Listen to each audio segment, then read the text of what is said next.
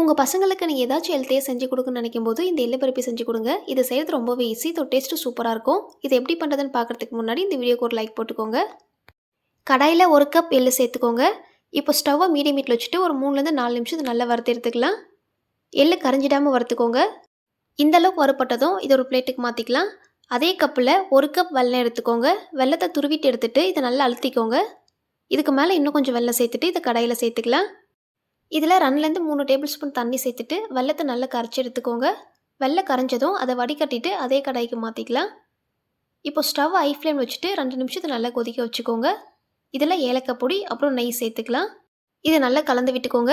இப்போ பாருங்கள், பாகு நல்லா திக்காயிட்டு வந்திருக்கு. இதுலேருந்து கொஞ்சம் எடுத்து தண்ணியில் சேர்த்து பார்க்கலாம். இது நமக்கு சாஃப்டாகவே இருக்குங்க. நமக்கு அந்த பாகுப்பதம் உடையிற மாதிரி வரணும். ஸ்டவ்வை சிம்மில் வச்சுட்டு இன்னும் 1 நிமிஷம் நல்லா மிக்ஸ் பண்ணி விட்டுக்கோங்க. இப்போ பாருங்கள், இது நல்லாவே திக்காயிட்டு வந்திருக்கு. இதை தண்ணியில் சேர்த்து பார்க்கும்போது இது உடையிற கம்பி பதம் வரணும். தண்ணியில் சேர்த்துட்டு உடனே எடுத்து பார்க்காதீங்க. ஒரு 2 செகண்ட் கழிச்சிட்டு எடுத்து பாருங்கள். இது எடுக்கும்போது பாருங்கள், இது நமக்கு உடையிற மாதிரி வருது. பாருங்கள், இது நல்லாவே உடையுது. இந்த ஸ்டேஜில் நம்ம வறுத்து வச்சுருக்க எள்ளை சேர்த்துக்கலாம். சேர்த்துட்டு இதை நல்லா மிக்ஸ் பண்ணிக்கோங்க. நம்ம வறுத்த எள்ளை பாகில் சேர்த்ததுமே சீக்கிரமாக மிக்ஸ் பண்ணிக்கணும், இல்லை அது கெட்டியாயிடும். இதை மிக்ஸ் பண்ணதுமே ஒரு பிளேட்டுக்கு மாற்றிக்கணும். அந்த பிளேட்டில் நீங்கள் முன்னாடியே நெய் இல்லை எண்ணெய் அப்ளை பண்ணி வச்சுக்கோங்க. இப்போது இந்த கரண்டிக்கு அடியிலையும் நெய் தடவிட்டு இதை ஈக்குவல் பண்ணிக்கலாம்.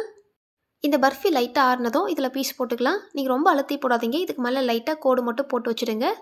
இது நல்லா ஆறுனதும் நம்ம கையால் உடைக்கும் போது அது ஈஸியாக வந்துடும். இந்த பர்ஃபி நல்லா ஆறிட்ட அப்புறம் நம்ம எடுத்துக்கலாம்.